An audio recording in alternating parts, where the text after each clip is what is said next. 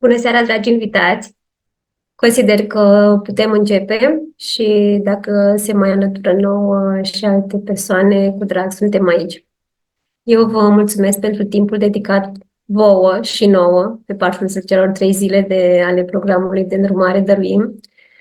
Mă numesc Ana Macovei Tot, adolescentă neînțeleasă ieri, mamă a unui adolescent astăzi și gazda dumneavoastră. Am ales această temă pentru că mi-am dorit să aprofundez acest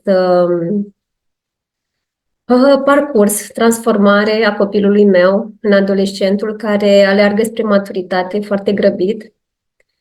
Este un dar pe care mi l-am oferit, dându-mi șansa să fiu de mână cu el și să redescoper frumusețea, dar și provocările acestui timp de creștere pe care cu toții l-am parcurs.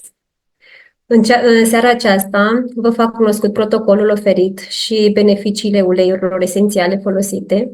Mâine seară ne onorează invitata noastră specială, trainer master NLP, coach și mamă de adolescent, Magdalena Drăgan, pe care abia aștept să o cunoașteți. Pentru mine un ghid de împuternicire care mi-a deschis calea spre adevăratul sine și sunt tare recunoscătoare că a acceptat invitația mea. Cea de-a treia seară voi împărtăși împreună cu mămici de adolescenți din echipa Dăruim experiențele și modul de gestionare în susținerea acestora cu uleiurile esențiale.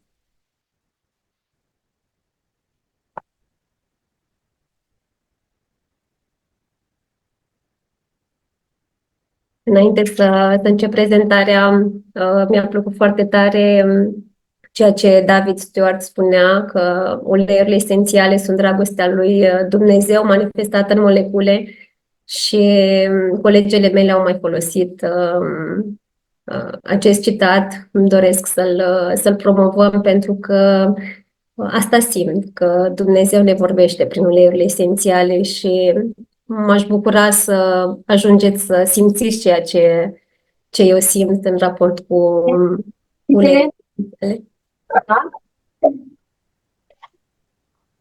Iulia, cred că ai microfonul deschis. De ce uleiurile esențiale doTERRA? Dumnezeu a creat plantele pentru noi, iar esența lor lucrează în beneficiul nostru în fiecare zi.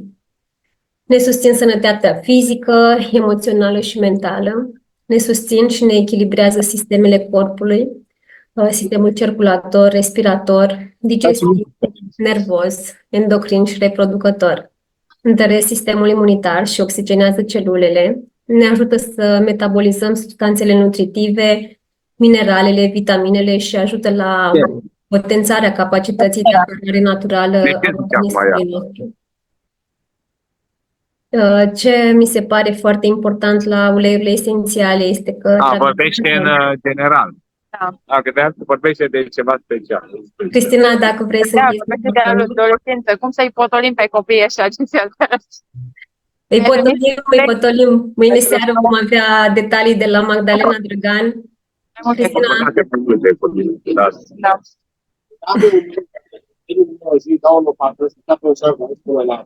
Nu știu, mă poți ajuta, Valentina, să... Ana, poți închide tu microfoanele? Da.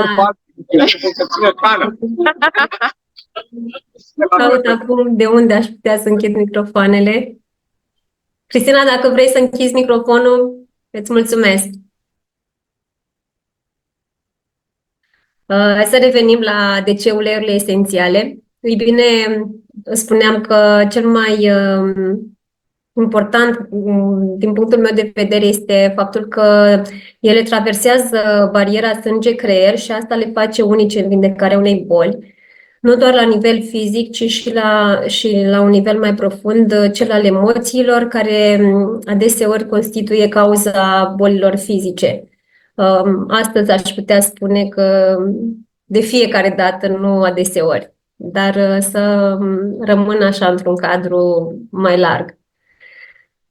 Primul ulei pe care l-am ales împreună cu echipa pentru protocol este lemon. Lemon, de ce? Pentru că susține concentrarea, alcalinizează celulele, Proprietățile lui pozitive: concentrat, energizat, claritate mentală, alert, rațional și bucuros.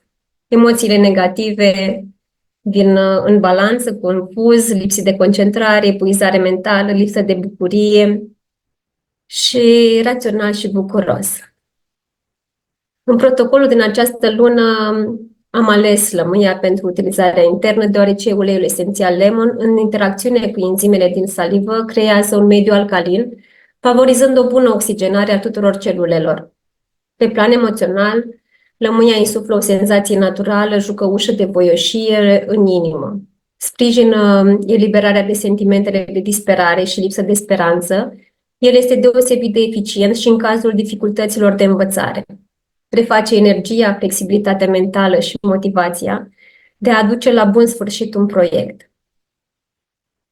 Următorul ulei este lavanda. Este uleiul comunicării și al liniștii.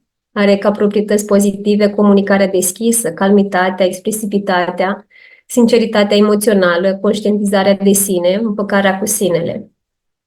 Ca emoții negative, comunicare blocată, teamă de respingere, îngrădire, tensionat, gânduri repetitive, lipsa sincerității emoționale, ascuns, teamă de expunere, se simte nevăzut, neauzit, neiubit și nesigur. De cele mai multe ori, adolescenții nu se simt auziți, văzuți și iubiți, această percepție inhibându-le capacitatea de exprimare. Lavanda vine în sprijinul lor, eliberându-i de tensiune, presiune și înăbușirea exprimării. Acest blocaj în comunicare poate avea drept efect griji și gânduri care nu mai dau pace, rezultând anxietate și somn neliniștit. Ei au nevoie să se exprime autentic, iar lavanda este cea care le induce sentimentul de liniște și siguranță. Adevărata lor voce este blocată în interior și nu ajunge niciodată să ia cuvântul. Nu își acordă spațiul necesar pentru a se conecta cu ceea ce simt și gândesc cu adevărat, inhibându-și adevăratul sine. Iar lavanda îi ajută la comunicarea gândurilor și dorințelor, astfel încât se pot elibera din propria închisoare. Wild Orange este uleiul abundenței. El vine cu proprietățile pozitive de abundență, simțul umorului, jucăușenia, generozitatea, spontaneitatea, creativitatea și veselia. Emoțiile negative sunt insuficiența, prea sobru, rigid, plictisitor, obsedat de muncă. Asta mai puțin în cazul adolescenților, dar este pe lista emoțiilor negative. Lipsa de energie, aici la fel, poate la prea puțin lipsă de energie. Descurajat, colectează compulsiv obiecte și invidios. Portocala sălbatică îi îndeamnă pe cei care o folosesc să lase precum un copil totul în urmă și să trăiască în armonie cu adevăratul sine. În cazul nostru, ajută adolescentul în această perioadă de tranziție, când creierul lui este cu un picior în copilărie și cu un picior în maturitate, restabilind energia fizică necesară și în autocunoaștere. Ajută la renunțarea la măști, încurajând autenticitatea care înseamnă abundența, în crearea de relații frumoase, activități interesante, veselie și bucurie. Vetiverul.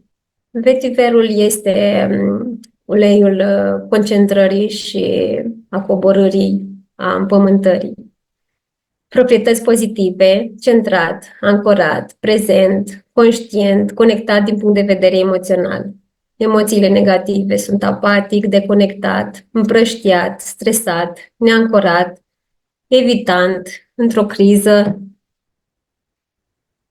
Viața este capabilă să împrăștie energia omului și mai ales la adolescent și îl poate face să se simtă prins între diferitele priorități, oameni și activități. Vetiver îl aduce pe cel care îl folosește înapoi cu picioarele pe pământ și îl împuternicește prin rădăcini puternice în lumea fizică, ajutându-l să se conecteze la ceea ce gândește și simte. El mai ajută la crearea de legături profunde cu propriile gânduri și sentimente, Este un aliat de nădejde în cadrul terapiilor de conștientizare a sinelui și este capabil să scoată la iveală cauza unei probleme emoționale. Amestecul oferit, 2 picături de lavandă, 2 wild orange, 2 picături de vetiver în 5 ml de ulei vegetal. Face sinergia creată de aceste 3 uleiuri, aduce adolescentului sentimentul de încredere în propriul sine, ajutându-l să verbalizeze și să elibereze emoții cu rădăcini din copilărie, ceea ce va conduce spre un adult încrezător în propriile forțe. Se aplică înainte de culcare, pe coloană și pe tălpi. Următorul blend pe care noi l-am ales are primul ulei, tangerine. Acest ulei aduce spontaneitate și creativitate. Proprietățile pozitive sunt creativ, spontan, distractiv, împlinit, plin de voie bună, vesel, fericit, optimist, emoțiile negative, împovărat peste măsură de responsabilități, creativitate sufocată, constrâns de simțul datoriei, supra-solicitat, mâhnit și lipsit de voioșie. Tangerine aduce bucurie și pentru cele mai întunecate stări de spirit, ajută persoanele ce se simt supra-solicitate și încurajează creativitatea și spontaneitatea. Creativitatea poate fi înăbușită de un sentiment de obligație sau din cauza standardelor rigide create pentru sine de către cei ce înconjoară adolescentul. Tangerine încurajând creativitatea acestora, sprijinindu-i să-și descopere oceanul de energie creativă care zace în ei înșiși.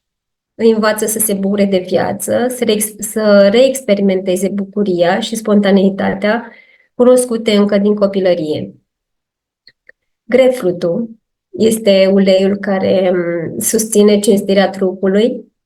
Proprietățile lui pozitive sunt respectarea nevoilor fizice, acceptarea corpului, relație sănătoasă cu mâncarea, emoții negative, rușine față de propriul corp, obsedat de mâncare sau de diete, tulburări de alimentație, imagine de sine distorsionată și ascuns.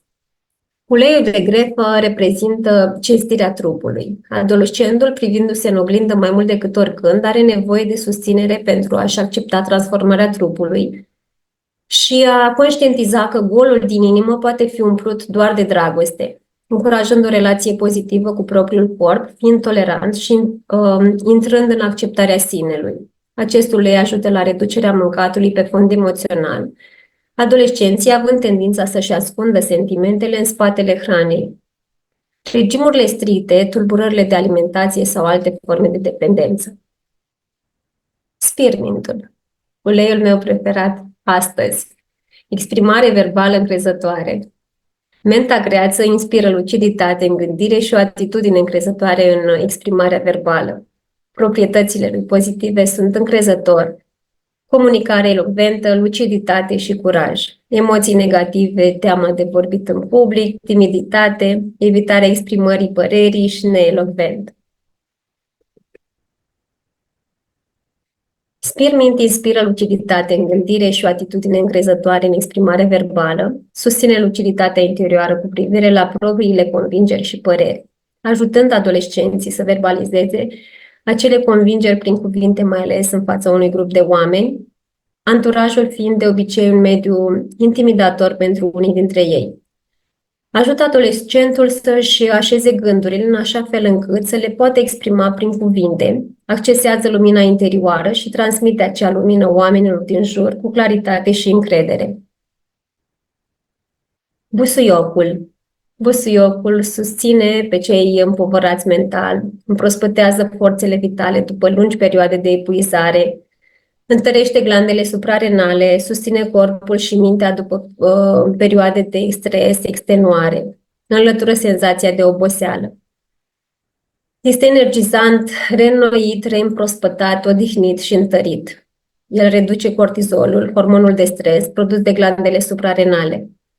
Emoțiile negative sunt îndepărtate, sunt temător, copleșit, slăit de puteri, epuizat și obiceiuri negative. Deoarece reglează excesul de cortizol, hormonul stresului, busuiocul oferă speranța și optimism sufletului obosit, crescând energia firească a trupului, ajutând să ajungă la echilibru și să îmbunătățească starea de sănătate. Este indicat celor care au mintea și trupul extenuate și pentru cei care au nevoie de putere și renaștere. Adolescenții au de obicei tendința de a petrece cât mai mult timp, cât mai multe nopți nedormite, busuiocul ajutând la întinerirea forțelor vitale și restaurează corpul în ritmurile sale naturale de somn, activitatea și odihna.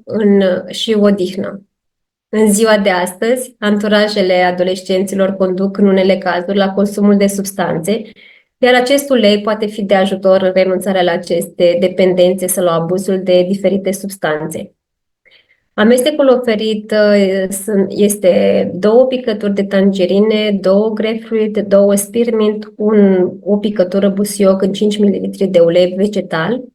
Folosim acest amestec pentru a-i stimula motivația, a elimina dubiile și pentru a vă ajuta adolescentul în a lua inițiativa de a se ridica și de a face lucruri mărețe. Se aplică de dimineață, ori de câte ori aveți ocazia, recomandat din 3 în 3 ore, pe punctele de puls, pe ceafă și pe suprarenale. Acestea sunt uleiurile pe care le oferim în această săptămână de îndrumare. Dacă nu ați completat încă formularul pentru obținerea protocolului, o puteți face până la sfârșitul celei de-a 3-a serii a programului nostru. Vă spun cu toată deschiderea și cu toată bucuria că veți avea ocazia să vă conectați cu adolescentul din viața voastră, fie el fiu sau fiică, nepot sau vecin, și sunt tare recunoscătoare echipei Dăruim pentru această oportunitate pe care mi-a oferit-o de a-mi reaminti acel timp magic al adolescenței, pentru că odată cu aprofundarea acestei teme am reușit să accesez partea adolescentei care n-a fost înțeleasă și abia aștept mâine seară cu Magdalena să dezbatem toate aceste locuri neatinse sau neconștientizate, mai bine spus, care astăzi devin conștiente prin acest program pe care noi îl desfășurăm. În cea de-a 3-a seară vă voi pune la dispoziție materialele pe care eu le-am aprofundat, podcasturile și toate instrumentele pe care le-am accesat pentru a vă aduce și dumneavoastră ceea ce mie mi-a adus foarte multă liniște, pentru că adolescența mea a fost neînțeleasă, vine în oglindă, copilul meu să fie și el la rândul lui neînțeles. Și mulțumesc uleiurilor esențiale doTERRA pe parcursul acestor 3 săptămâni în care eu am aplicat uleiurile pe copilul meu. Am reușit să scot de la el această stare și anume cea de neînțeles. Eu vă mulțumesc pentru seara aceasta și mă bucur că am petrecut-o împreună. Vă așteptăm mâine seară cu întrebări. Chiar vă rog să vă faceți liste pentru a aduce la lumină unii pentru alții ceea ce nu este încă clar. Magdalena este un om care îl pot numi enciclopedie și cu siguranță va găsi răspunsuri pentru fiecare dintre noi. Vă îmbrățișez cu drag și vă mulțumesc că ați fost alături de noi. O seară frumoasă!